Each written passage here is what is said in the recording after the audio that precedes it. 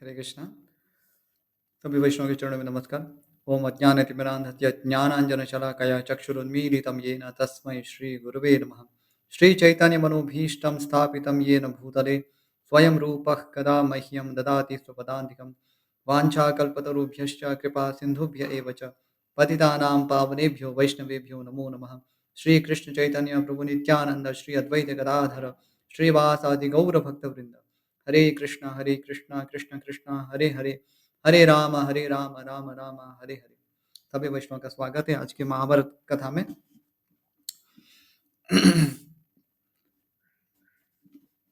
तो हमने पिछली बार श्रवण किया कि पांचों पांडवों का द्रौपदी देवी के साथ विवाह होता है और बड़े छोटे के क्रम से होता है। और अभी आगे अष्टनवत्यधिक शततमोध्याय 198वां अध्याय। कुंती का द्रौपदी को उपदेश और आशीर्वाद तथा भगवान श्री कृष्ण का पांडवों के लिए उपहार भेजना। वैष्णव पायन जी कहते जन्मेजय, पांडवों से संबंध हो जाने पर राजा द्रुपद को देवताओं से भी किसी प्रकार का कुछ भी भय नहीं रहा। फिर मनुष्य से तो हो ही कैसे सकता था। महात्मा द्रुपद के कुटुंब की स्त्रियां कुंती के पास आकर अपने नाम ले लेकर उनके चरणों में मस्तक नवाकर प्रणाम करने लगी। कृष्णा भी रेशमी साड़ी पहने मांगलिक कार्य संपन्न करने के पश्चात सास के चरणों में प्रणाम करके उनके सामने हाथ जोड़ विनीत भाव से खड़ी हुई। सुंदर रूप तथा उत्तम लक्षणों से संपन्न, शील और सदाचार से सुशोभित अपनी बहू द्रौपदी को सामने देख कुंती देवी उसे प्रेम पूर्वक आशीर्वाद देती हुई बोली।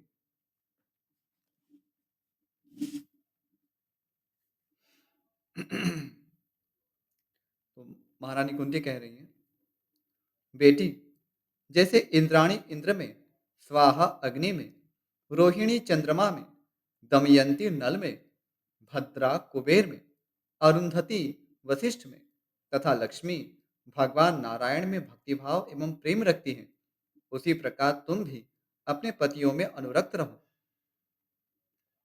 भद्रे, तुम अनंत सौख्य से संपन्न होकर दीर्घजीवी तथा वीर पुत्रों की जननी बनो। सौभाग्यशालिनी, भोग सामग्री से संपन्न, पति के साथ यज्ञ में बैठने वाली तथा पतिव्रता हो। अपने घर पर आए हुए अतिथियों, साधु पुरुषों, बड़े बूढ़ों, बालकों तथा गुरुजनों का यथा योग्य सत्कार करने में ही तुम्हारा प्रत्येक वर्ष बीते। तुम्हारे पति कुरुजांगल देश के प्रधान प्रधान राष्ट्रों तथा नगरों के राजा हो और उनके साथ ही रानी के पद पर तुम्हारा अभिषेक हो। धर्म के प्रति तुम्हारे हृदय में स्वाभाविक स्नेह हो।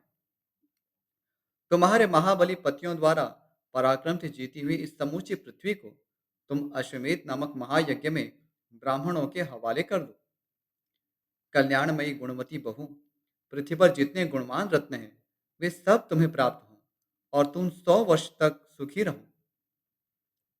बहू, आज तुम्हें वैवाहिक रेशमी वस्त्रों से सुशोभित देखकर जिस प्रकार मैं तुम्हारा अभिनंदन करती हूँ, उसी प्रकार जब तुम पुत्रवती होगी उस समय भी अभिनंदन करूंगी।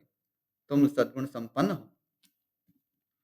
तो यहाँ पर हम देखते हैं महारानी कुंती जो कि अ, द्रौपदी देवी उनकी सास है, तो अपने अ, सास धर्म का निर्वहन करते हुए वे अपनी पुत्र वधू श्री द्रौपदी देवी को अनेक अनेक अनेक आशीर्वाद प्रदान करती हैं और धर्म की शिक्षा भी प्रदान करती हैं कि कैसे उन्हें अपने पतियों में ही अनुरक्त रहना है और उनकी अ, हृदय सामग्री बनना है।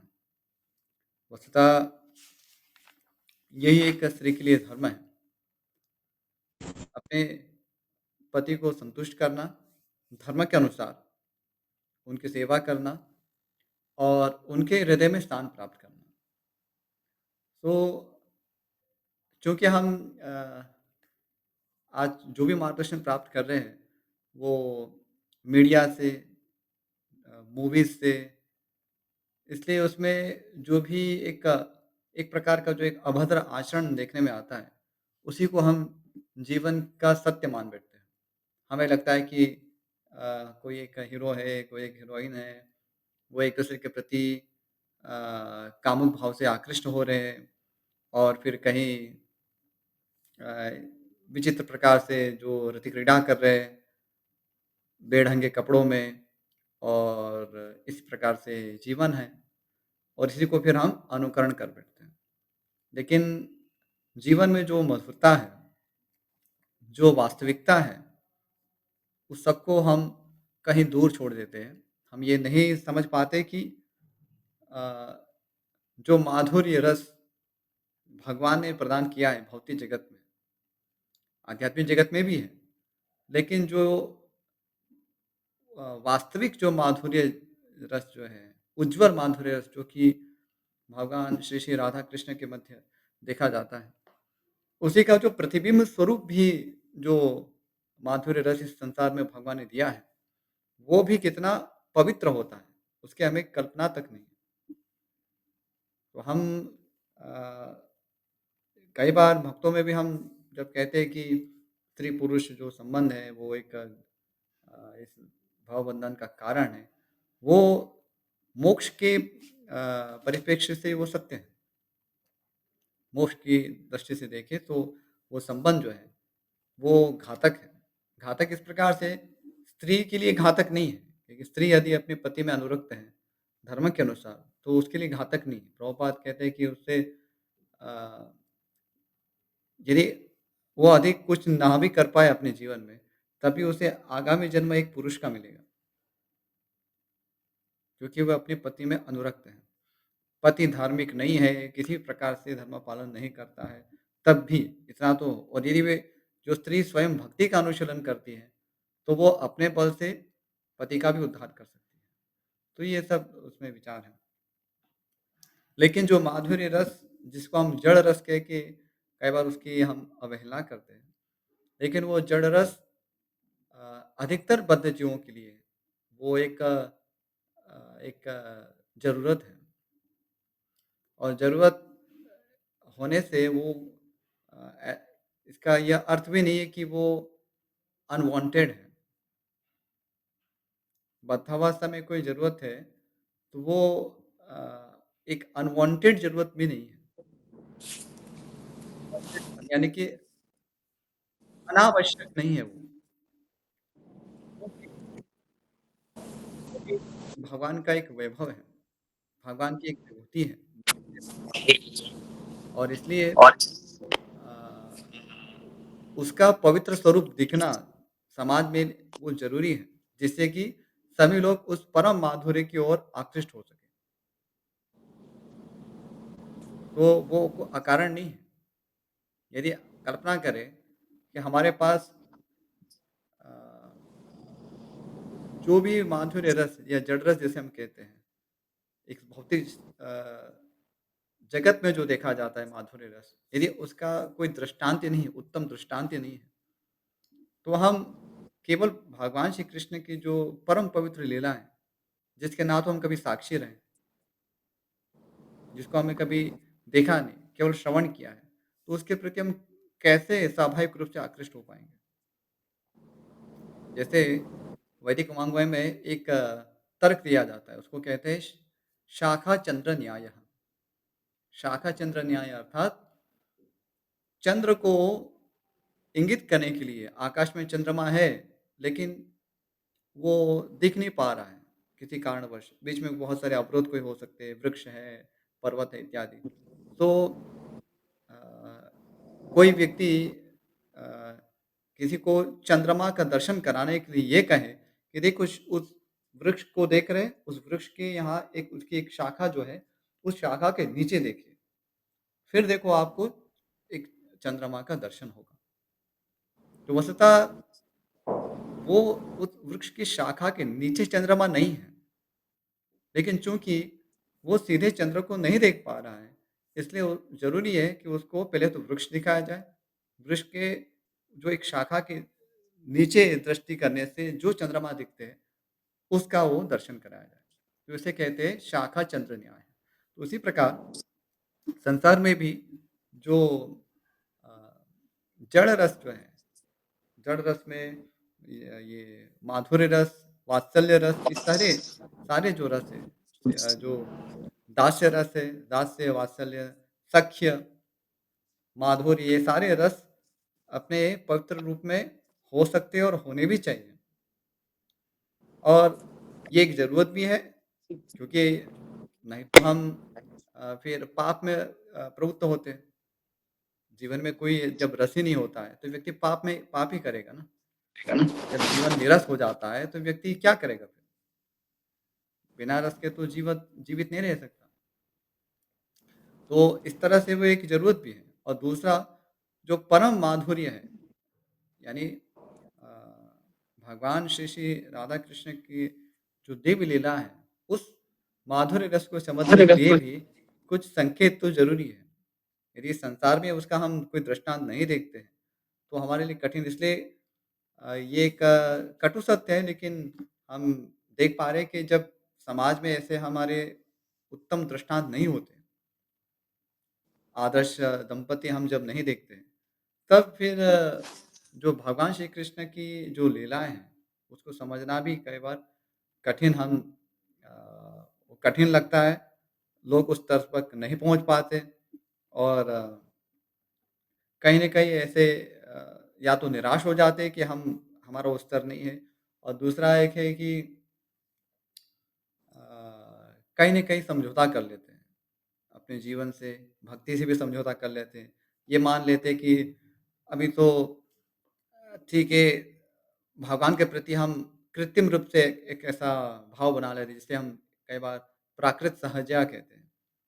प्राकृत सहजया अर्थात एक प्रकार से कृत्रिम रूप से भगवान के विषय में ऐसी धारणा बना लेना कि भगवान हमारे प्रेमी है, भगवान हमारे ये है, भगवान हमारे बेटे हैं, इस प्रकार से।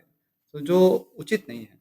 भगवान के प्रति ऐसी कृत्रिम रूप से भावना नहीं बनानी चाहिए। भगवान को एक सामूहिक रूप में हमें हमें भक्ति करनी है, और उसी भावना से हमें साधन भक्ति का पालन करना है, और हमारा जो भी भगवान श्री कृष्ण के साथ संबंध होगा, वो प्रकाशित होगा शनैः-शनैः। तो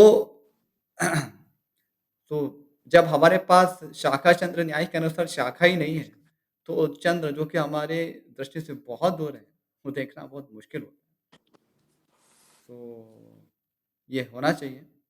और यहाँ पर हम देखते हैं कि बहुत ही एक अद्भुत और सुंदर दृश्य है। 5 पांडव और द्रौपदी देवी, जो कि अपने-अपने धर्म का पालन करने के लिए प्रसिद्ध हैं।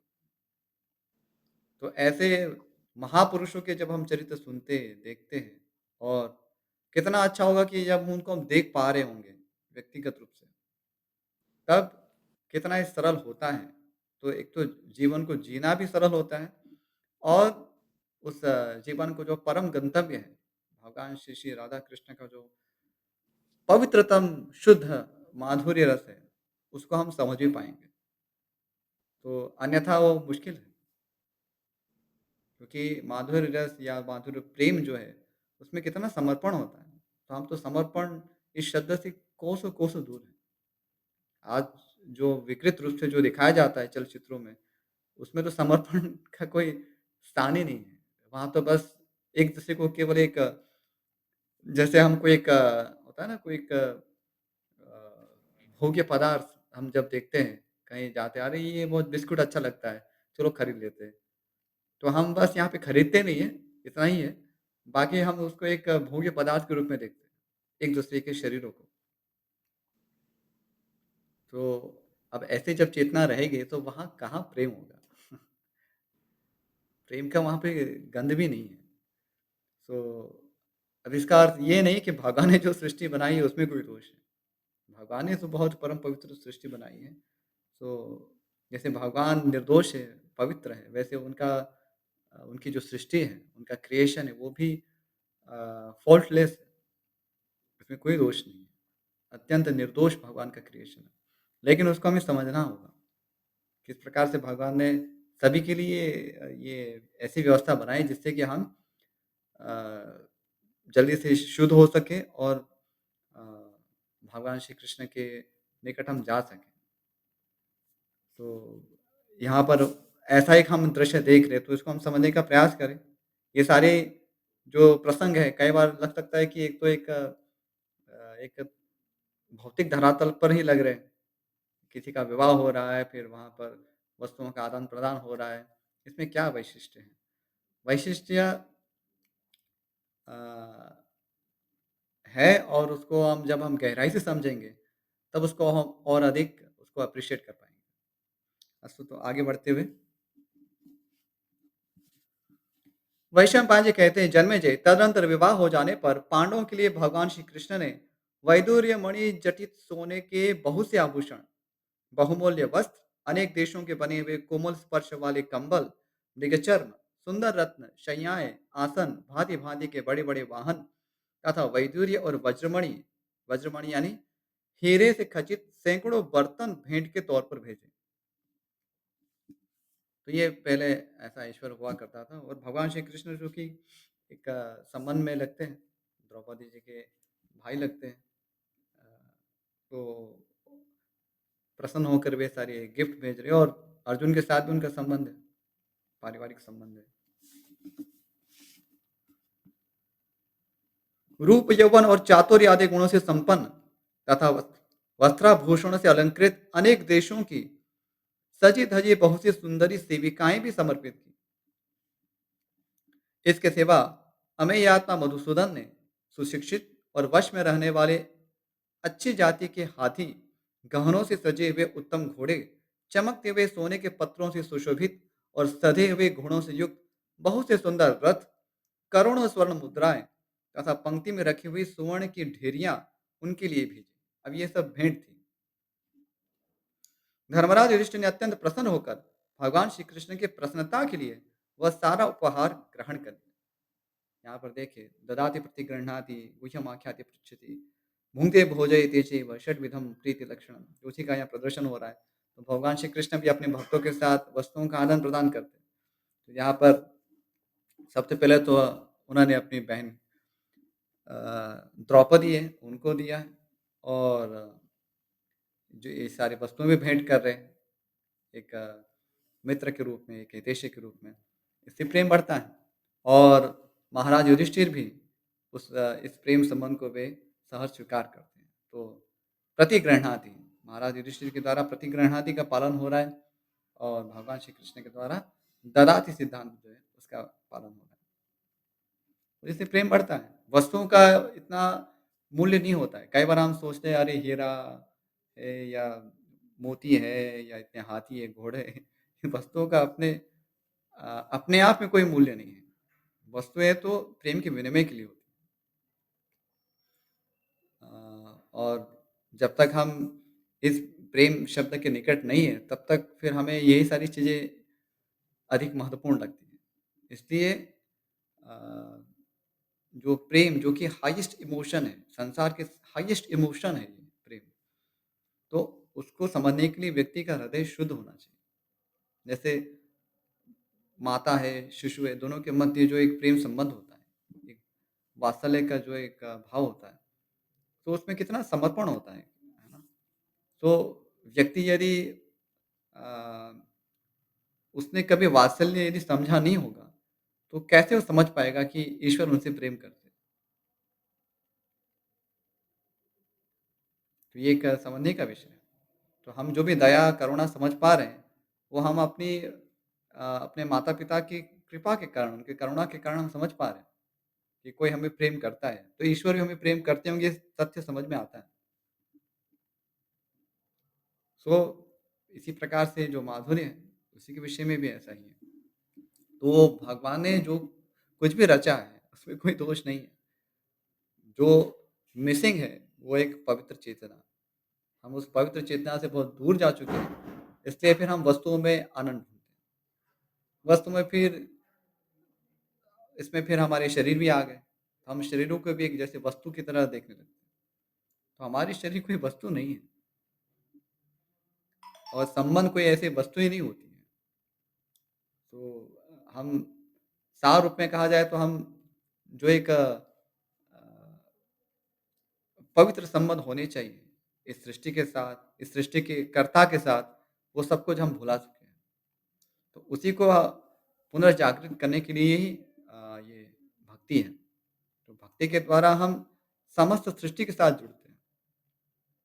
तो हम ऐसा नहीं इतने नैरो माइंडेड नहीं है कि हम ठीक है भई मेरा हो गया ना, ठीक है यार आज तो अभी चलो अभी शादी हो गई, अभी चलो नौकरी भी लग गई है और बच्चों का अभी बच्चे भी हो गए और उनको उनके भी अच्छी नौकरी लगी है बस। इतना हमारी छोटी सोच नहीं होती। कृष्ण से प्रेम करना अर्थात समस्त सृष्टि के साथ हमारा संबंध जुड़ना। कृष्ण हमारे स्वामी हैं, तो जब हम स्वामी से प्रेम करें तो स्वामी के जो भी परिवार है, उसके प्रति हमारी ऐसी भावना होगी। अस्तु, अभी आगे का अध्याय नवनवत्यधिकशततमोऽध्यायः 199वां अध्याय। पांडवों के विवाह से दुर्योधन आदि की चिंता, धृतराष्ट्र का पांडवों के प्रति प्रेम का दिखावा और दुर्योधन की कुमंत्रणा। वैशंपायन पांच कहते हैं, जन्मेजय तदनंतर सब राजाओं को अपने विश्वसनीय गुप्तचरों द्वारा यह यथार्थ समाचार मिल गया कि शुभ लक्षणा द्रौपदी का विवाह पांचों पांडवों के साथ हुआ है। तो विवाह हुआ तब तो प्रकट करना ही पड़ेगा। नहीं तो कैसे होगा? पुरोहित को भी तो मंत्र पढ़ने होते हैं ना, जिसमें वास्तविक जो नाम है वही देना पड़ेगा, गोत्र जो है वही देना पड़ेगा। वहाँ तो असत्य नहीं बोल सकते। जिन महात्मा पुरुष ने ये वह धनुष लेकर लक्ष्य को बेधा था, वे विजयी वीरों में श्रेष्ठ तथा महान धनुष बाण धारण करने वाले स्वयं अर्जुन थे। जिस बलवान वीर ने अत्यंत कुपित हो मद्रराज शल्य को उठाकर पृथ्वी पर पटक दिया था और हाथ में वृक्ष ले रणभूमि में समस्त योद्धाओं को भयभीत कर डाला था, तथा जिस महातेजस्वी शूरवीर को उस समय तनिक भी घबराहट नहीं हुई थी, वह शत्रु सेना के हाथी घोड़े आदि अंगों को मार गिराने वाला तथा स्पर्श मात्रा से भय उत्पन्न करने वाला महाबली भीमसेन था। ब्राह्मण का रूप धारण करके प्रशांत भाव से बैठे हुए वे वीर पुरुष कुंती पुत्र पांडव ही थे। यह सुनकर वहां आए राजाओं को बड़ा आश्चर्य हुआ। उन्होंने पहले सुन रखा था कि कुंती अपने पुत्रों सहित लाक्षागृह में जल गई। अब उन्हें जीवित सुनकर वे राजा लोग यह मानने लगे कि इन पांडवों का फिर नया जन्म सा हुआ है। पूर्वजन्म के किए हुए अत्यंत क्रूरतापूर्ण कर्म का स्मरण हो आने से उस समय सभी नरेश कुरुवंशी धृतराष्ट्र तथा भीष्म को धिक्कारने लगे। देखो ना, धर्मात्मा सदाचारी तथा माता के प्रिय एवं हित में तत्पर रहने वाले कुंती कुमारों को भी यह धृतराष्ट्र नष्ट करना चाहता है। भला इससे बढ़कर निंदनीय कौन होगा? जन्मेजय, उधर स्वयंवर समाप्त होने पर धृतराष्ट्र के सभी पुत्र, जिन्हें कर्ण और शकुन ने बिगाड़ रखा था, इस प्रकार सलाह करने लगे। अभी शकुनी का प्रवेश हो रहा है। शकुनी बोला, संसार में कोई शत्रु तो ऐसा होता है जिसे सब प्रकार से दुर्बल कर देना उचित है। दूसरा ऐसा होता है जिसे सदा पीड़ा दी जाए। परंतु कुंती के ये सभी पुत्र तो समस्त क्षत्रियों के लिए समूल नष्ट कर देने योग्य है। इनके विषय में मेरा यही मत है। यदि इस प्रकार पराजित होकर आप सब लोग इन पांडवों के विनाश की युक्ति निश्चित किए बिना ही चले जाएंगे, तो अवश्य ही यह भूल आप लोगों को सदा संतप्त करती रहेगी। पांडवों को जड़मूल सहित विनष्ट करने के लिए हमारे सामने यही उपयुक्त देश और काल उपस्थित है। यदि आप लोग ऐसा नहीं करेंगे तो संसार में उपहास के पात्र होंगे। ये पांडव जिस राजा के आश्रय में रहने की इच्छा रखते हैं, उस द्रुपद का बल और पराक्रम मेरी राय में बहुत थोड़ा है। जब तक वृष्णि के श्रेष्ठ वीर यह नहीं जानते कि पांडव जीवित है, पुरुषोत्तम चिदिराज प्रतापी शिशुपाल भी जब तक इस बात से अनभिज्ञ है, तभी तक पांडवों को मार डालना चाहिए। राजन, जब यह महात्मा राजा द्रुपद के साथ मिलकर एक हो जाएंगे, तब इन्हें परास्त करना अत्यंत कठिन हो जाएगा, इसमें संशय नहीं है। जब तक सब राजा ढीले पड़े हैं, तभी तक हमें पांडवों के वध के लिए पूरा प्रयत्न कर लेना चाहिए। विषधर सर्प के मुख सदृश भयंकर लाक्षागृह से तो वे बच ही गए हैं। यदि फिर यहाँ हमारे हाथ से छूट जाते हैं, तो उनसे हम लोगों को महान भय प्राप्त हो सकता है। यदि वे वृष्णिवंशी और चेदी वंशी वीर यहाँ आ जाए और यहाँ के नागरिक भी अस्त्र शस्त्र लेकर खड़े हो जाएं, तो इनके बीच में खड़ा होना उतना ही कठिन होगा जितना आपस में लड़ते हुए दो विशाल मेढ़ों के बीच में ठहरना। या मेढ़ों का उदाहरण दिया जा रहा है, क्योंकि मेढ़ जब लड़ते हैं बीच में कुछ टिक नहीं पाता है। तो जिन्होंने ये नहीं देखा हो तो कभी यूट्यूब में सर्च कर सकते हैं। जो मेढ़ अर्थात जो क्या कहें, जैसे भेड़ होते हैं ना, भेड़, मेढ़ एक ही प्रकार के होते हैं। तो उनके मध्य जो फाइट होती है, वो बहुत ही रोमांचक होती है, और जब वो झगड़ते हैं तो आस-पास रहने का किसी का साहस नहीं होता। तो इसी का यहाँ उदाहरण दिया जा रहा है। जब तक हल धारण करने वाले बलराम जी के द्वारा संचालित बलवान योद्धाओं की सेना स्वयं ही आकर कौरव सेना रूपी खेती पर टिड्डियों की भांति टूट न पड़े, तब तक हम सब लोग एक साथ आक्रमण करके इस नगर को नष्ट कर दें। नरश्रेष्ठ वीरों, मैं इस अवसर पर यही सर्वोत्तम कर्तव्य मानता हूँ। वैशंपायन पांडे कहते हैं, दुर्बुद्धि शकुनी का यह प्रस्ताव सुनकर सोमदत्त कुमार भूरिश्रवा ने यह उत्तम बात कही। अब भूरिश्रवा कह रहे हैं, भूरिश्रवा बहुत ही एक उत्तम राजा है, लेकिन दुर्भाग्यवश उनके संबंध धृतराष्ट्र के साथ जुड़े होने के कारण वे उस पक्ष में युद्ध करते हैं। लेकिन भूरिश्रवा वैसे बहुत ही सात्विक राजा है, धर्मपरायण राजा है। वे कह रहे हैं, भूरिश्रवा बोले, अपने पक्ष की और शत्रु पक्ष की भी सातों प्रकृतियों को ठीक ठीक जानकर ही देश और काल का ज्ञान रखते हुए 6 प्रकार के गुणों का यथावसर प्रयोग करना चाहिए। तो इसमें जो 7 प्रकृति के जानने के विषय में बात हुई है, और 6 प्रकार के गुणों की बात है, तो उसका यहाँ वर्णन दिया जा रहा है अधो टिप्पणी में। तो 7 प्रकृतियाँ को जानना अर्थात क्या? बताया जा रहा है, राज्य के स्वामी, अमात्य, सुहृद, कोश, राष्ट्र, दुर्ग और सेना, इन 7 अंगों को 7 प्रकृतियाँ कहते हैं।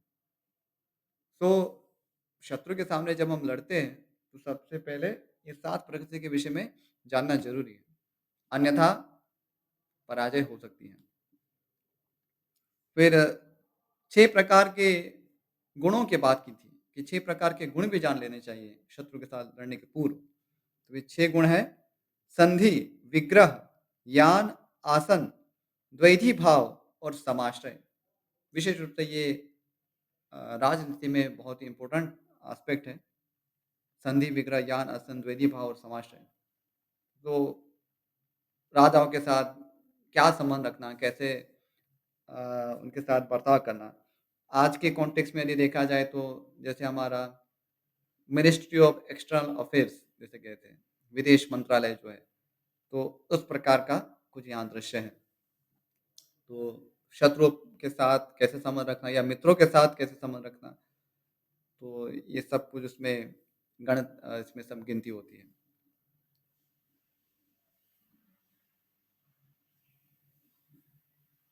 तो इसका भी वर्णन आगे बताया जा रहा है कि इसमें शत्रु से मेल रखना संधि, संधि किसे कहते हैं? शत्रु से मेल रखना, उससे लड़ाई छेड़ना विग्रह, आक्रमण करना यान, अवसर की प्रतीक्षा में बैठे रहना आसन, दुरंगी नीति बरतना द्वैधी भाव, और अपने से बलवान राजा की शरण लेना समाशय कहलाता है। तो संधि कर लेना यानी शत्रु से मेल करना। तो मित्रों मित्रों में संधि नहीं होती, मित्र मित्र में तो प्रेम ही होता है। तो यहाँ शत्रु राजा के साथ भी कुछ मिलाप करना पड़ता है, इसका अर्थ है उसके साथ संधि की। तो ये बहुत ही कॉन्टेक्चुअल उसका अर्थ है। शत्रु के साथ जब मेल करते हैं तो उसको संधि कहते हैं। तो इतिहास में हम देखते हैं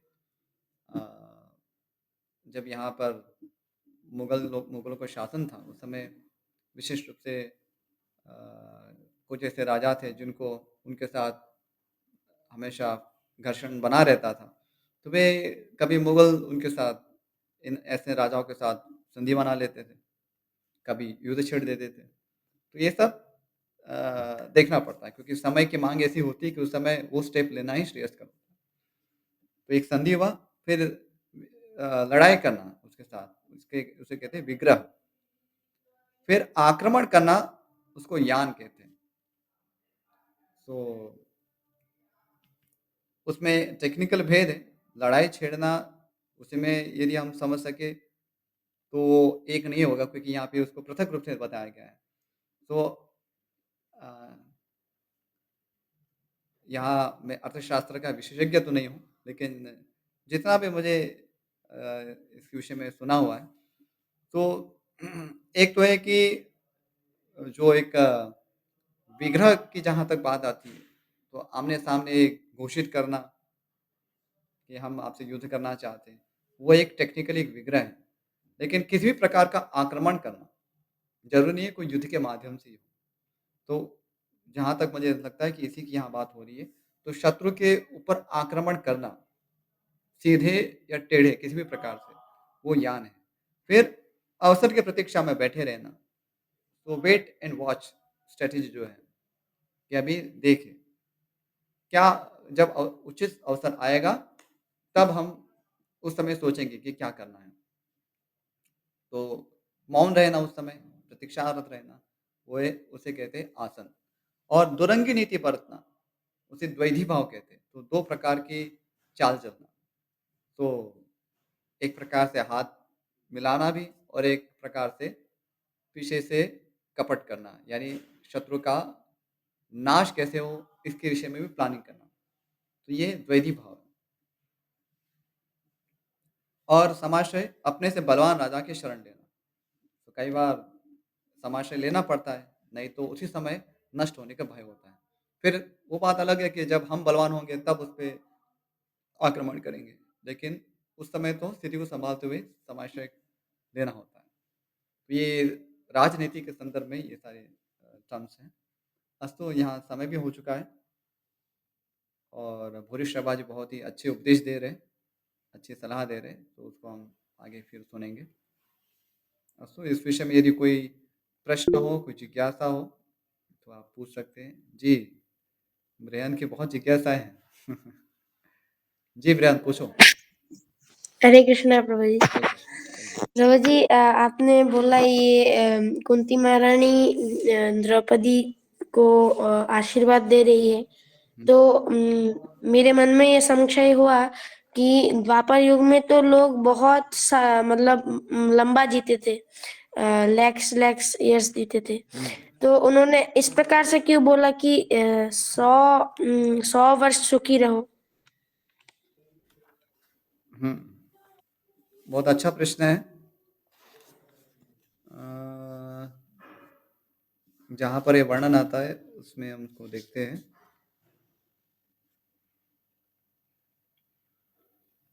संस्कृत में वर्णन हुआ है अ, त्वं कल्याणी सुखिनी शरदां शतम्। तो निस्संदेह यहाँ 100 वर्षों की बात हो रही है, लेकिन जो इस प्रकार का जो फ्रेज़ प्रयुक्त होता है, तो वो उस युग के कॉन्टेक्स्ट में उसको समझना चाहिए। हमारे यहाँ भी हम 100 वर्षों का प्रयोग करते हैं, लेकिन 100 वर्ष हम जीते नहीं हैं। यद्यपि 100 वर्ष इस प्रकार से हाँ, जीना चाहिए, जो इस कलयुग में जो एक जितनी आयु निर्धारित की गई है भगवान के द्वारा, उतना तो जीना चाहिए। तो इससे अधिक भी जी सकते हैं और जीते भी हैं। कुछ ऐसे अपवाद हैं जो 100 वर्षों से भी अधिक जीते हैं। तो यहाँ इस प्रकार के जो फ्रेजेज़ हैं, उसको एक अक्षरशः ना लेते हुए, उसको उपलक्षण के रूप में लेना चाहिए। उपलक्षण अर्थात फिगरेटिवली इंग्लिश में उसको कहते हैं। फिगरेटिवली लेना अर्थात आप सालों-साल जिए, हज़ारों सहस्त्रों साल जिए। जैसे अ, भगवद गीता में वर्णन आता है विश्वरूप का, तो विश्वरूप वर्णन में भी अ, वर्णन आता है कि 100-100 भगवान के रूप देखे। सहस्त्र-सहस्त्र रूप देखे। तो अभी सहस्त्र, शत ये सब शब्दों का प्रयोग कई बार उपलक्षण के रूप से भी होता है। वहाँ केवल ये उसका जो शाब्दिक अर्थ है वो इतना मुख्य नहीं होता है कि एग्ज़ैक्टली क्या 100 रूप देखे या 100-100 की बात हो रही है, तो कितने 100-100 के होंगे वहाँ पर भगवान के रूप, तो वैसा नहीं है। और अन्यत्र भी है, मनुष्याणां सहस्रेषु कश्चिद् यतति सिद्धये। तो यहाँ पर भी प्रश्न होगा कि सहस्त्र मनुष्य में कोई एक होता है जो मेरे लिए प्रयत्न करता है मेरी प्राप्ति के लिए। तो यहाँ भी प्रश्न होगा कि क्या कौन-से सहस्त्र? पृथ्वी में तो बहुत सारे लोग हैं, तो सहस्त्र तो है नहीं। तो ये कई बार उपलक्षण के रूप में इन सब शब्दों का प्रयोग होता है। तो यहाँ पर भी जो प्रयोग हुआ है शरदाम शतम, तो 100 शरद इस प्रकार से आपका आयुष्य हो, तो एक उपलक्षण के रूप में ही उसको जानना चाहिए। अ, इसको अ, यदि हम लिटरली मानेंगे तो वस्तुतः वो वरदान नहीं होगा, है ना? तो कुंती देवी अपनी पुत्रवधू को दीर्घ आयुष्य का ही वरदान दे रही है। तो वहाँ द्वापर में जब लोग इतना अधिक जीते थे, सहस्त्रों वर्ष जीते थे, तो वहाँ पर 100 साल का आयुष्य देख के उनको अभिशाप थोड़ी ना देंगे, ठीक है? तो ये उपलक्षण के रूप में देखना है। फिगरेटिवली उसको समझना है, ना कि अ, अक्षरशः लिटरल मीनिंग उसको नहीं पकड़ना है। ऐसा ही भाव हम देखते हैं जब प्रहलाद महाराज नृसिंहदेव की स्तुति करते हैं, वहाँ पर भी 100 वर्षों की गणना करते हैं कि हमारे इतने साल तो बाल्यकाल में चले जाते हैं, इतने वर्ष युवावस्था में बीत जाते हैं, इतने वर्ष हमारे सोने में चले जाते हैं। तो वहाँ पर भी 100 वर्षों के कॉन्टेक्स्ट में सब वर्णन किया गया। लेकिन अब प्रहलाद महाराज तो सतयुग के थे, तो उसमें खाली 100 वर्ष का तो आयुष्य नहीं था, लेकिन फिर भी 100 वर्ष को एक उपलक्षण के रूप में यहाँ प्रस्तुत किया जाता है। जो भी हमारे आयुष्य है, जितना भी हमारा आयुष्य है मैक्सिमम, उसके 100 वर्ष ही होते हैं, उसके कॉन्टेक्स्ट में समझा जा रहा है। तो यहाँ पर भी उसको उपलक्षण के रूप में ही समझना चाहिए। ठीक है? ठीक है प्रभु जी, हरे कृष्ण, धन्यवाद। ठीक है, हरे कृष्णा। अस्तु यहाँ समापन करते हैं। वाञ्छाकल्पतरुभ्यश्च कृपासिन्धुभ्य एव च पतितानां पावनेभ्यो वैष्णवेभ्यो नमो नमः। श्रीमद्महाभारत ग्रंथ की जय, महर्षि वेदव्यास की जय, श्रीमान गणपति देव की जय, श्रील प्रभुपाद की जय। हरे कृष्णा। सभी भक्तों का बहुत-बहुत आभार, बहुत एकाग्रता से महाभारत कथा को सुनने के लिए। हरे कृष्ण। Thank you.